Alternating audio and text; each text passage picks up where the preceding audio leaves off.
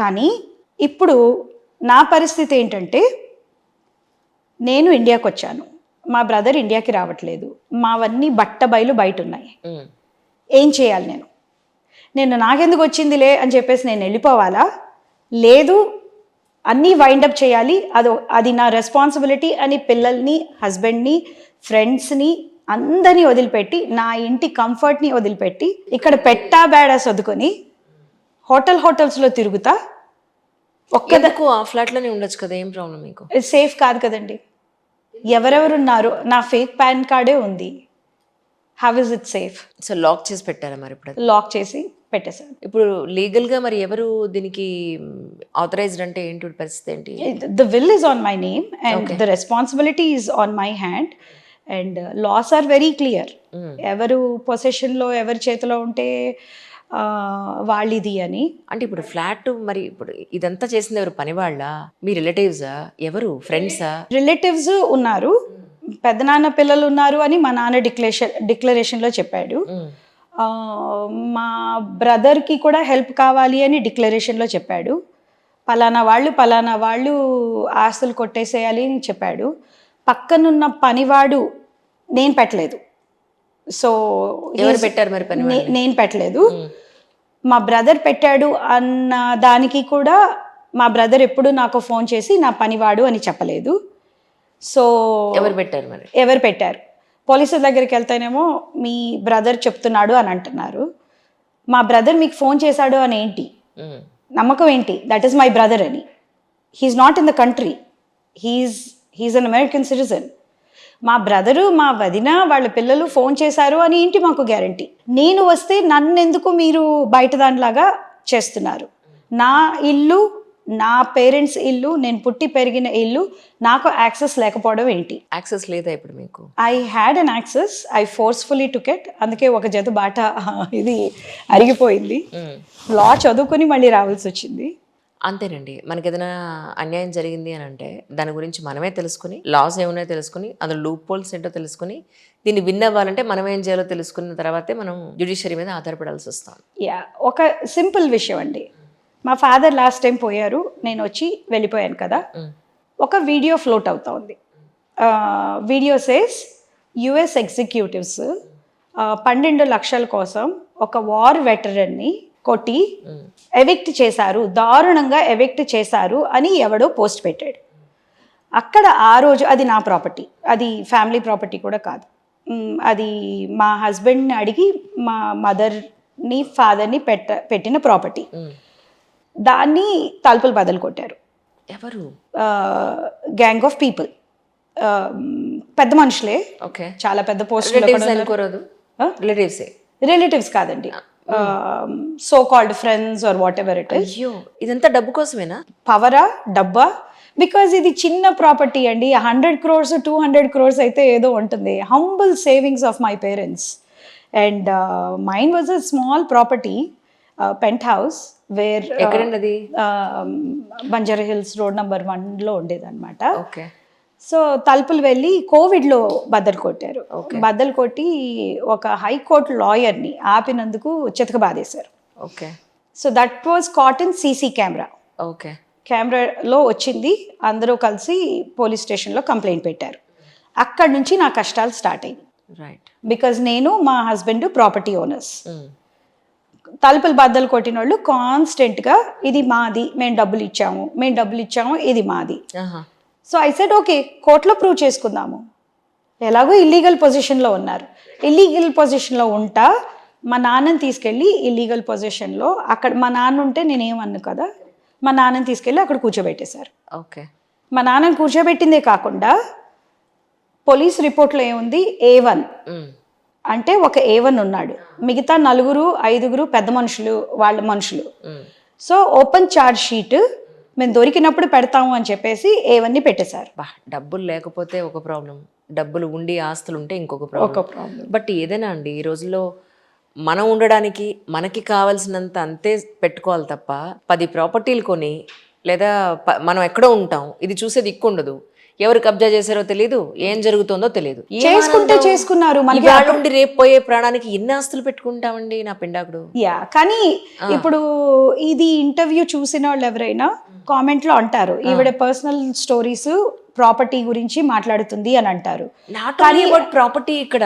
అవునండి. See, ఇప్పుడు మీరు చదువుకున్నారు, దేశం వదిలి విదేశాల్లో ఉంటున్నారు, ఇక్కడ పేరెంట్స్ ఒక్కరే ఉన్నారు, ఎవరు ఆక్యుపై చేసేసారు, ఏం జరుగుతోంది, వీళ్ళ ఆరోగ్యం ఎలా ఉంది, వీళ్ళు ప్రాణం పోయే స్థితిలో కూడా ఎవరు లేకుండా హెల్ప్లెస్ అయిపోయిన సందర్భాలు కదా. అవునండి. ఇంకోటి మీరు ఒక doctor, she is very cute, Neerja అనుకుంటాను, ఆహా. తను ఒక 4-minute వీడియో చేసింది. మీ పెద్దల్ని 70-year-old పేషెంట్స్ వస్తూ ఉంటారు మా దగ్గర, వాళ్ళని ఎలా చూసుకోవాలి అనే ప్రాసెస్ ఒక 4 steps చెప్తుంది అనమాట తను. She is very cute. మీరు చేసిన ఇంటర్వ్యూలోనే నేను చూసాను. సో చెప్తుంది అనమాట, నంబర్ 1 ఇలా చూసుకోండి, ఎప్పుడు నిత్యం మాట్లాడిస్తూ ఉండండి, వచ్చే పోయే వాళ్ళని కూడా మీరు ఇండియాకి వచ్చినప్పుడు మీ పేరెంట్స్ని చుట్టుపక్కల బంధువులతోటి వాళ్ళతోటి పరిచయాలు చేస్తూ ఉండండి, అప్పుడు వాళ్ళకి సోషలైజింగ్ ఇంటాక్ట్ ఉంటుంది. లేకపోతే పెద్దోళ్ళు అయిపోయాక ఎవరు రారండి పేరెంట్స్ని చూడటానికి.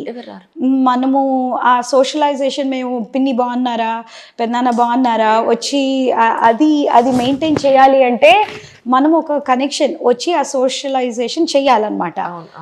అందుకే అసలు ఈ ఏమంటారు వృద్ధాశ్రమాలు అనకూడదు కానీ, లేదంటే ఒక old age homes type of ఇందుకే వచ్చాయేమో. అవునండి, నేను ఆ పాయింట్ కూడా మీరు విత్ యువర్ ఈ సందర్భం నేను తీసుకుని అది కూడా, ఎందుకంటే వాళ్ళిద్దరు పెద్దవాళ్ళు ఓపిక లేకుండా వయసు అయిపోయి ఒక చోట హలో లక్ష్మణలా ఉండడం కన్నా వాళ్ళ పీర్ గ్రూప్ ఉంటుంది కదా అక్కడ, వాళ్ళు షేర్ చేసుకుంటారు, ఒకళ్ళకొకళ్ళు సాయంగా ఉంటారు.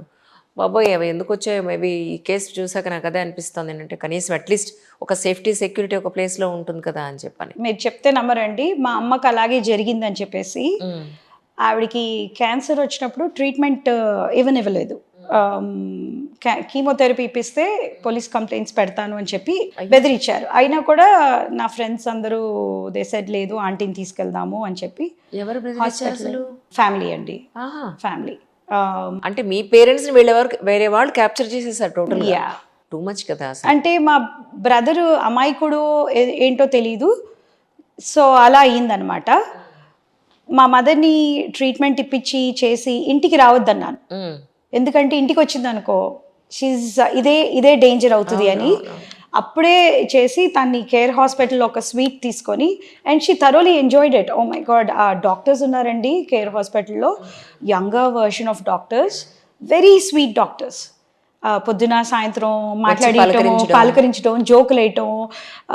ఎండ్ ఆఫ్ ద లైఫ్ జర్నీలో వాళ్ళు ఉంటారు కదండి, వాళ్ళు భయపడకూడదు, వాళ్ళకి సోషలైజేషన్ ఉండాలి, వచ్చిపోయే వాళ్ళు ఉండాలి. కానీ హాస్పిటల్స్లో ఎవరు వస్తారండి దగ్గర. ఇన్ఫ్యాక్ట్ మా మదర్ ప్రాణం వదిలేటప్పుడు మా ఫాదర్ లేరు, ఇవే ఫ్యామిలీ డిస్ప్యూట్స్ మూలంగా మా బ్రదర్ లేడు.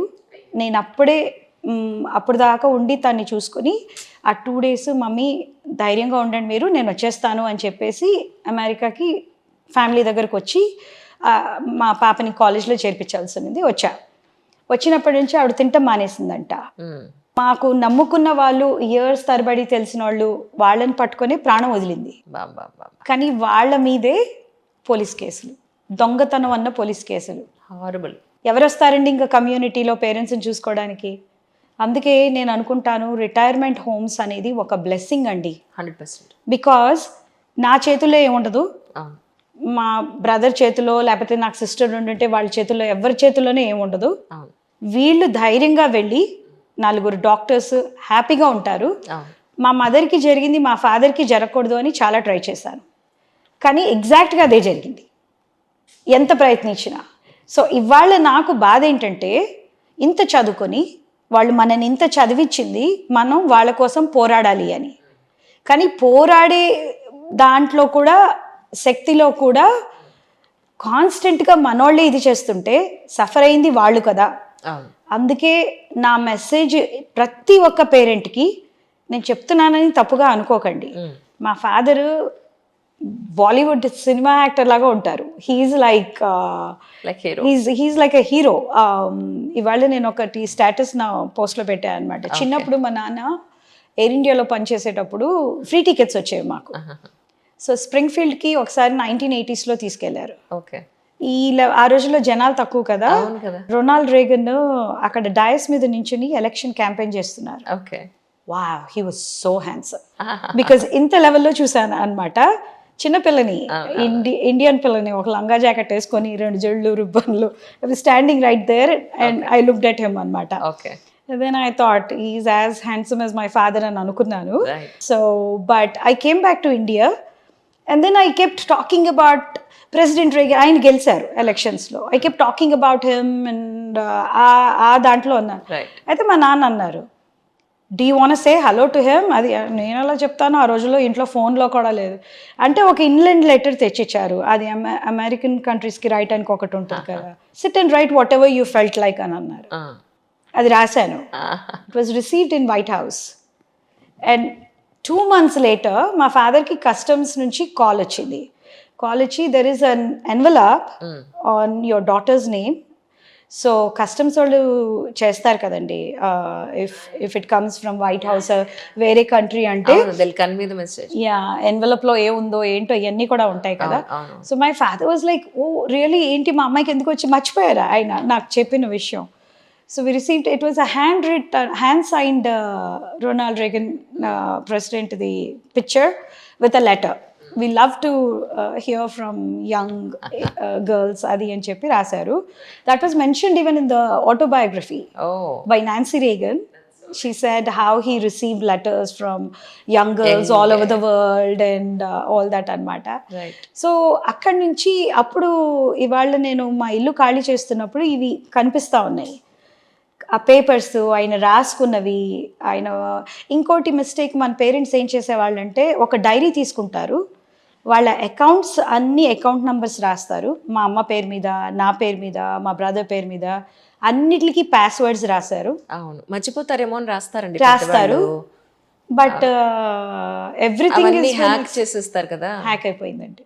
సో అక్కడ అనుకున్నాను, ఇంత బట్టబయలు అవుతుందా లైఫ్, ఇంతనా, how unprotected are our parents or రేపు మనకైనా ఇదే సిచ్యువేషన్, మనం మార్చుకోకపోతే we're not very far away from being senior citizens కదా.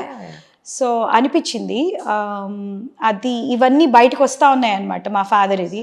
ఇప్పుడు వాటన్నిటిని నేను ఎక్కడ పెట్టాలి, ఇంటిలోనా, ఆయన ఉన్న ఇంట్లోనా ఆయనను పెట్టిన ఫోర్సబుల్గా. Going back to 2023 my video was made. ఆ వీడియోలో పక్కన ఒక డాంబర్ది, పనిది కూడా కాదు, గుండాది కూర్చొని ఉంది. నేను తనకి ఎక్స్ప్లెయిన్ చేస్తున్నాను, I came with the team of doctors, geriatric care doctors, with an audio permission ప్రజావాణిలో. మా నాన్నని నేను ఇంట్లో ఉండనివ్వను, ఆయనని నేను రిటైర్మెంట్ హోమ్స్లో జాయిన్ చేయాలి, అడ్మిట్ చేయాలి.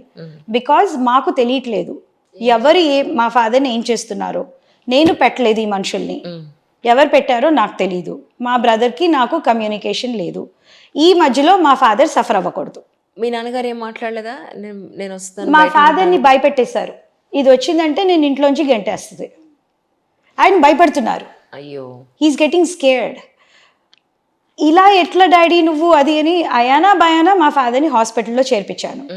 చేర్పిస్తే అప్పుడు మరుసటి రోజు కంప్లీట్గా ఏడ్చేసి, కంప్లీట్గా బాధపడిపోయి, అమ్మ నేను అక్కడ ఇక్కడ ఎక్కడ ఉండను, ఒంటరి వాడిని అయిపోయాను, అయ్యో నన్ను you take me where I can live comfortably. So కానీ 10 days తర్వాత, నేను కదా అక్కడ ఉన్నాను, హైదరాబాద్లో నేను కదా ఉన్నాను, నా పర్మిషన్ కదా తీసుకొని ఆయన రిలీజ్ చేసుకొని వెళ్ళాలి. ఎవరు తీసుకొని రిలీజ్ చేసుకొని వెళ్ళిపోయారో తీసుకుని వెళ్ళిపోయారు. ఇన్ఫర్మేషన్ లేదా మీకు? ఇన్ఫర్మేషన్ లేదు. Police did not help.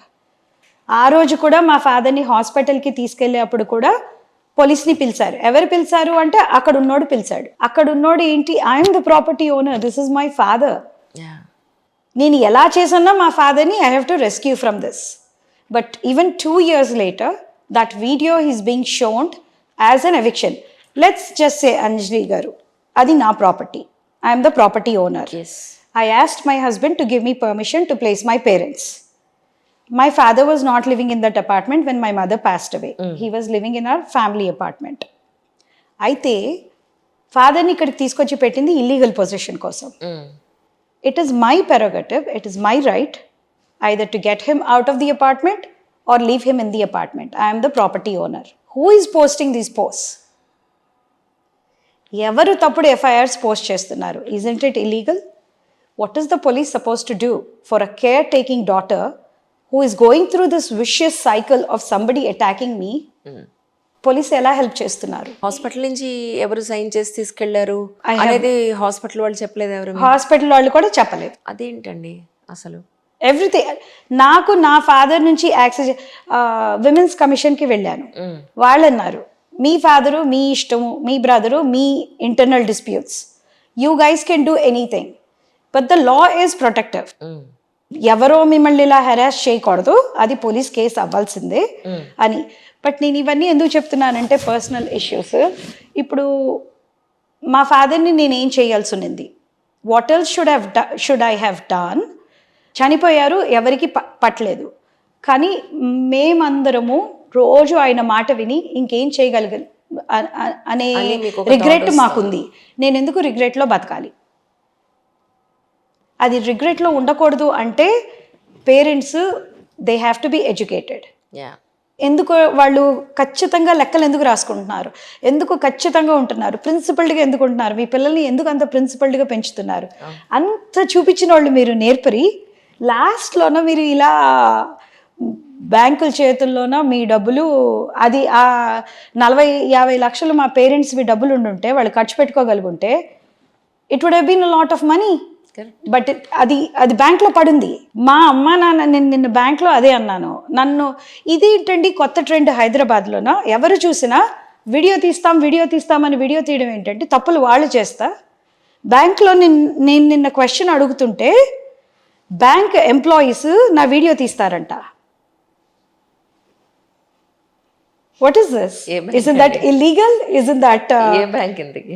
ఇది యూనియన్ బ్యాంక్ అని నేను అడుగుతున్నాను. నన్ను వచ్చి నేను చెప్తున్నాను మా బ్రదర్ని కూడా ఇలాగే ఫ్రస్ట్రేట్ చేసి పంపించుంటారు, నన్ను చేసినట్టే మీరు మా బ్రదర్ని చేసుంటారు, అందుకే మా బ్రదర్ అదొక రకమైన వెంజెన్స్.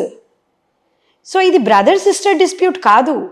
ఈ సమాజంలోనే ఈ గవర్నమెంట్ ఆఫీసర్స్, ఈ పోలీస్, ఈ officers, they are creating a rift between us in the name of rules. వీళ్ళ కల్ప్రిట్స్. మీరు ఒక తెలియని వాడు వచ్చి మీ ఫాదర్ ఇది ఎంకే స్వామి ఇలా రాశారు, క్రెడిట్ కార్డ్స్ అన్నీ తీసుకోవాలి, అకౌంట్స్ యాక్సెస్ చేయొచ్చు అని చెప్పేసి ఎవరో ముక్కు ముఖం తెలియనివాడు వస్తే మీరు వాడికి డబ్బులు ఎలా ఇచ్చారు? 30 లక్షలు 40 లక్షలు. మేము లీగల్ హైర్స్ వచ్చి విల్లులతో వస్తుంటే you are humiliating us, you are insulting us. Advocate ఏమన్నా కన్సల్ట్ చేశారా? I'm myself I'm the advocate. మరి ఇప్పుడు ఏంటి పరిస్థితి ఏంటి? They don't know the language, they don't know the rules. RBI పట్టించుకోవట్లేదు, ఈడీ పట్టించుకోవట్లేదు. There is no word to say really. This is a social issue అండి. ఇంకా ఎవరైనా అంటారు బ్రదర్ సిస్టర్ ఆస్తుల కోసం కొట్టుకుంటున్నారు, 30-40 lakhs కోసం కొట్టుకుంటున్నారు అని చెప్పేసి అంటారు. But it's not that. It's definitely not that. He has his own resources, his daughters are educated, he comes from a good family, I come from a good family. Then why are we both treated as whatever that is? Who is doing this? మొన్న ఒక పెద్ద మనిషి బంధువు అనే వెనకాల తిరుగుతూ ఉన్నారండి. ఇలాగే ఈ in the process of shifting between hotels and all that తీసుకొచ్చిన జ్యువెలరీ, ఫ్రెండ్స్ పిల్లల పెళ్ళిళ్ళు ఏవి ఉంటాయి కదండి, మనం జ్యువెలరీ తెచ్చుకుంటాం కదా, సేఫ్ గార్డింగ్కి ఇచ్చాను. Can I have it back uncle అని అన్నాను. నాట్ ఫౌండ్ అని సింపుల్గా మెసేజ్ పెట్టాడు. మీరు ఎలా నమ్ముతారండి, నాకు అర్థం కాదు. బట్ దట్ ఈస్ వాట్ ఇప్పుడు I want my brother to know even through this interview, what do you want? Come let's settle. నీ పేరు నా పేరు చెప్పుకొని అంటే ఏమన్నట్టు, they are responsible for your ornaments కదా? లేదు, సింపుల్గా నాట్ ఫౌండ్ అనేసాడు.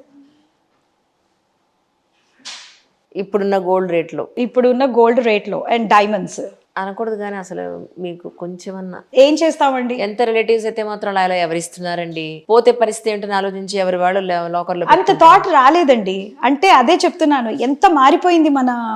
ఎవరిని నమ్మేట్లేదండి, ఎవరిని నమ్మేట్లేదు బయట, even not even family members. అదే నా పేరెంట్స్ ఉండుంటే, అదే నా బంధువులు ఉండుంటే నన్ను కాపాడుకునే వాళ్ళు కదా. అదే నిజమైన మన దాంట్లో ఉండుంటే మా బ్రదర్ని కాపాడుండేవాళ్ళు కదా. నేను నిజంగా అందుకే చెప్తున్నాను, ఇది అకేషన్ ఉన్నప్పుడు మీరు గోల్డ్ ఆర్నమెంట్స్ పెట్టుకొని రావద్దు, ఎవరికి గోల్డ్ ఆర్నమెంట్స్ ఇవ్వద్దు. ఆర్టిఫిషియల్ బోల్డ్ అని దొరుకుతున్నాయండి బయట, అవి తీసుకొచ్చి మీరు వాళ్ళకి ఇచ్చినా అంత బాధ ఉండేది కదా కనీసం. కానీ మేము 25 ఇయర్స్ అయిపోయిందండి. హైదరాబాద్ ఆర్ మన దేశం ఎలా మారిందో ఇప్పుడు అర్థమవుతోంది. చాలా సింపుల్గా నాట్ ఫౌండ్ అని మెసేజ్ పెట్టేశారు. అయ్యో, మనం ఏదైనా ఒక చిన్న ఇది పోయినా కూడా ఎవరైనా బాధ్యత తీసుకుంటే మనం అంటాం కదండి. ఆయన సింపుల్గా నాట్ ఫౌండ్ అనేటప్పటికీ అనిపించింది. దెన్ ఇప్పుడు ఉన్న ఫాదర్ లేరు, మదర్ లేరు, వీళ్ళు ఎంత అవస్థపడి ఉంటారండి. అవును. వీళ్ళు దే ఆర్ ఓల్డ్, ఎవరు ఏం చేస్తారో వాళ్ళకి తెలియదు, ఎప్పుడు భయము, ఫుడ్లో ఏం కలుపుతారో తెలియదు, అవునవును ఆయన చేస్తారో తెలియదు. ఇలాంటి పరిస్థితుల్లోన మన పేరెంట్స్, మన ఇండియాలోనే ఏంటండి, వరల్డ్లో over 60 and above senior citizens చాలామంది పెరిగిపోయారు. About 60% or more. Youth is very little in the world. వాళ్ళది ట్రెండ్. అదే ట్రెండ్ అంటే ఇప్పుడు వాళ్ళు 20 years సేఫ్గా సెక్యూర్డ్గా ఉండాలి అంటే humble request to all the officers and authorities, do something about this. మమ్మల్ని పోలీస్ స్టేషన్లకి తిప్పకండి. మీకోసం ఇక్కడ ట్యాక్సులు పే చేసి వాళ్ళు పైసా కూడబెట్టుకున్న వాళ్ళు, ఎవరో తాగుబోతు ఎదవలు, గుండాలు వచ్చి చక్కగా చదువుకుని ఆఫీసర్స్ కింద రిటైర్ అయిన వాళ్ళని ఇలా చేస్తుంటే మీకు మనసులో, కాన్షియస్లో are you not feeling guilty about this situation when ఇంత చదువుకొని మీరు IAS IPS ఆఫీసర్స్ అయ్యారు, ఇంత చదువుకొని మీరు మినిస్టర్స్ అయ్యారు, పొలిటికల్ లీడర్స్ అయ్యారు, దేశాన్ని పాలిస్తున్నారు. చిన్న మిడిల్ క్లాస్ ఫ్యామిలీస్ వాళ్ళని కాపాడుకోండి. కాపాడటం మీకు టూ మచ్ బర్డనా మాకు చెప్పండి, ఎడ్యుకేటర్స్. మా మీద మీరు రూల్స్ పెట్టండి. 65-year-old మదర్ని ఫాదర్ని వదిలేసి వెళ్తుంటే మీరు ఇవి సైన్ చేయండి, ఇవి చేసి మీరు ఓత్ తీసుకోండి. టేక్ దిస్ కైండ్ ఆఫ్, మా అన్నయ్యని మమ్మల్ని మెడ వంచి మీరు కూర్చోబెట్టి లీగల్ గార్డియన్షిప్ నువ్వు చేస్తావా అని అడగండి. మేము అడుగుతున్నా కూడా మీ బ్రదర్ అంటారు అని ఒక పోలీస్ స్టేషన్ అంటారు, మీ సిస్టర్ అంటుంది అని ఒక పోలీస్ స్టేషన్ అంటారు. మా ఇద్దరి మధ్యలోన మా పేరెంట్స్ నాశనం అయిపోయారు కదండి.